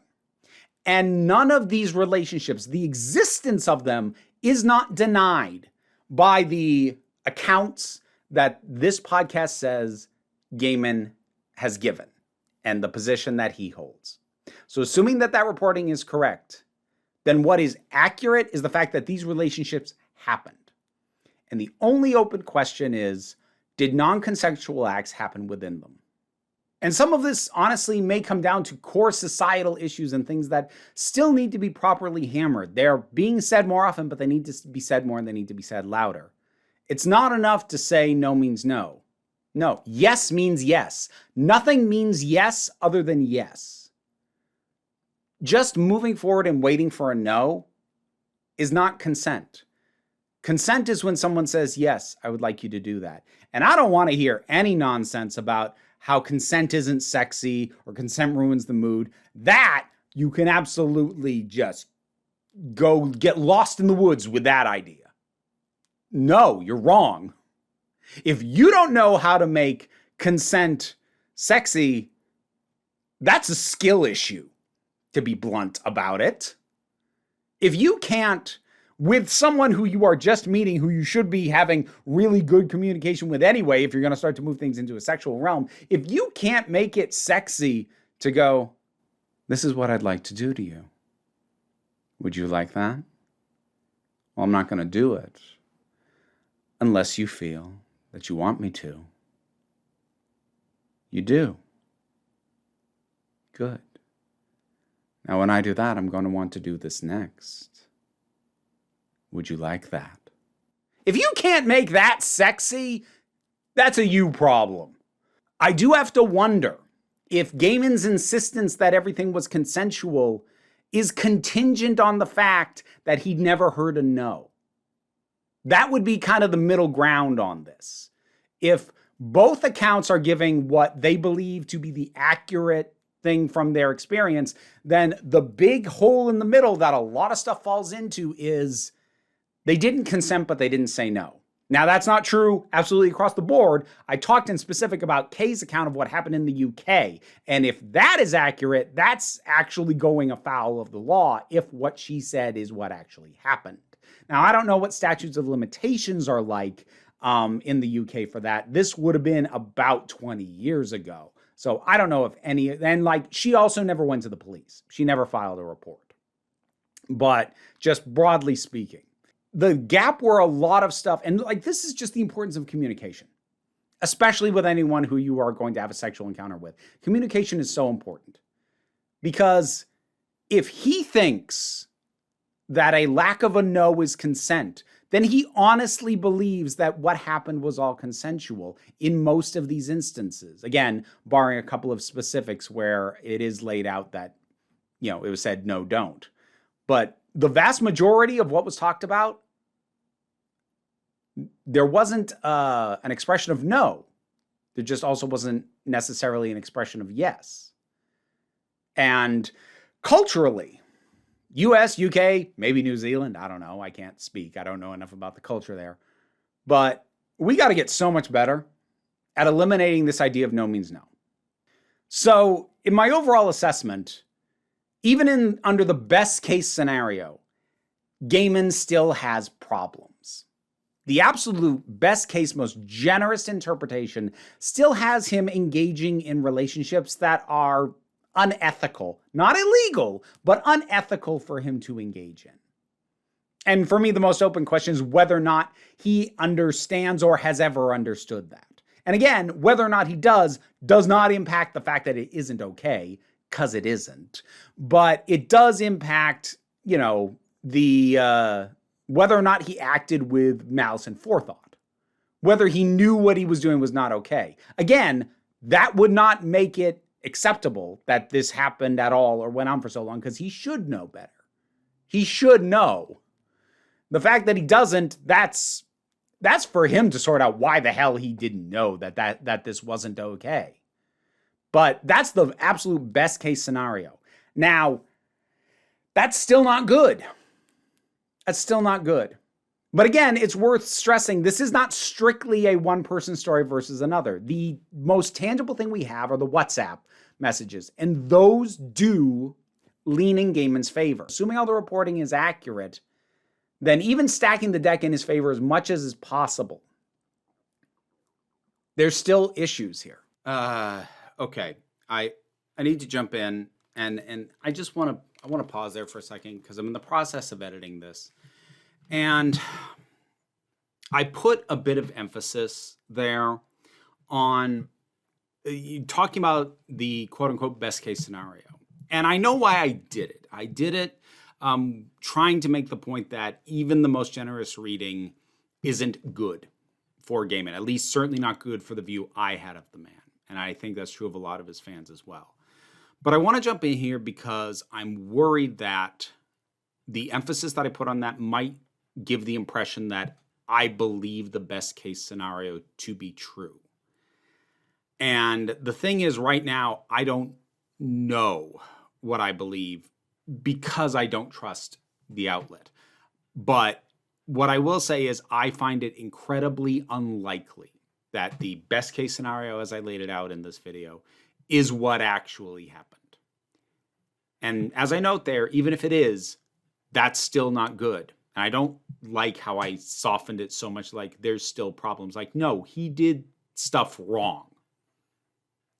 Pretty much in every version of this, he did stuff wrong. The question is how many things. And I'm so tired. I'm so exhausted by this thing. And I just did not want to run the risk that people might think that I'm trying to push the idea that the best case scenario is what happened. Because I don't know what happened. But I think the chances that the most favorable towards Gaiman scenario is accurate, those chances are real slim. Anyway, let's finish this thing up. Now, whether or not that is going to make me feel like I can't engage with his work anymore, whether or not it makes you feel like you can't engage with his work anymore, I don't know. I've talked before about what I call the glech factor, which is just, you feel gross engaging with some people's work. And it's not because necessarily they did something that is universally believed to be completely unforgivable. It's just, you just feel gross with their work. And maybe this makes that the case for Neil Gaiman for you. Maybe it does for me. A lot of this, while I have a leaning of my feeling, which at this point is, boy, this guy has really disappointed me. And I think that's probably going to hold regardless. I have not fully settled into my own personal opinion on how or if I'm going to be able to engage with his work in future because I can't trust this goddamn outlet. I am still left waiting, and probably will be for a while, for some other outlet with a better reputation and better sourcing and just better work to come in and take a look at this and do a piece. Because being stuck with this presentation from this company in this way, again, I feel like I can't trust the reporting. Not that I can't trust the women's stories, but I can't trust the people who are giving them to me. It's like, I don't know, it's like being at a restaurant and feeling real confident in the chef, but not feeling like you can trust the wait staff to not mess with your order between when it's made and when it gets to your table. That's kind of what this feels like right now. So if you want my answer to, can I still engage with Gaiman's work? I don't know. I suppose the test of that will be when second season of Sandman comes out, because I was really looking forward to that. And I don't know where I'll land when that happens. I'm kind of hoping there'll be more and better reporting by then, but there may not be. And I don't know. I actually haven't gone back to the works of almost any of the people who I've had to distance because of things they've done or said or believe. I can't go back to Harry Potter. I haven't gone back to Buffy the Vampire Slayer or Angel as much as I enjoy those things because of Joss Whedon. I haven't gone back to The Usual Suspects, one of my favorite movies of all time, because of both Kevin Spacey and the director Bryan Singer. This stuff, I can often find that once I detach myself from it, I'm not going to say it's easy to not have it in my life or in my experience, but I can say that I think about what it would take for me to start engaging with it again, and I'm just not there. And maybe that'll be the case with Gaiman, maybe it won't be. Like I said, I don't feel any confidence in this outlet. This podcast was a mess. The fact that it was even presented as a podcast in this format, multiple episodes with ad breaks, is already not a great way to present this. And then the stuff that I spent however long talking about, yeah. This entire thing is a mess. And I do wonder if Gaiman realizes that, and that might be part of why he hasn't said anything. Because as I said early on, the normal cycle would be this comes out, he denies it, other places, look into it. But he hasn't said a dang thing. Now, maybe part of that is also because maybe he feels they accurately represented what his positions were. I don't know. It's not impossible. But also, ultimately, while the headline made a big splash, the podcast itself has not. And the podcast itself is just a mess. And maybe he feels like he can get away with not saying anything when the source of it is this rough. And that's me being real polite.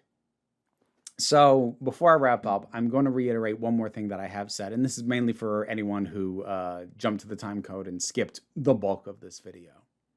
But I just want to reiterate one more time. What I hope for more than anything is for this to be picked up by actual journalists, actual reporters. And I know that's technically the occupation of the people involved in this, but they made a mockery of this. These women deserve to have their stories presented in a way that doesn't pull ridiculous nonsense, doesn't state absurdities and not challenge them, or challenge them in a way that is clearly biased in one way or another, that isn't padded to fill out more episodes than is warranted by the information they have, just so that they can meet sponsor obligations. I can't prove that that's what happened, but I would be shocked if it isn't. These women deserve somebody to treat their stories well. They deserve better than these chuckle fucks. And that's it. That was the podcast that ruined my life for about a week, digging through it. But there we go. This was a lot. This was exhaustive. This was draining. Whatever your thoughts are on any of this, drop something down in the comments. Let's talk about it. Patreon pays the bills and enables me to do this as my living. Even if you can't help me out that way, like, share, subscribe. They also assist as well. What I really want you to remember, though, and I especially want you to hear this if you've ever felt like you had a story that should have been heard and wasn't.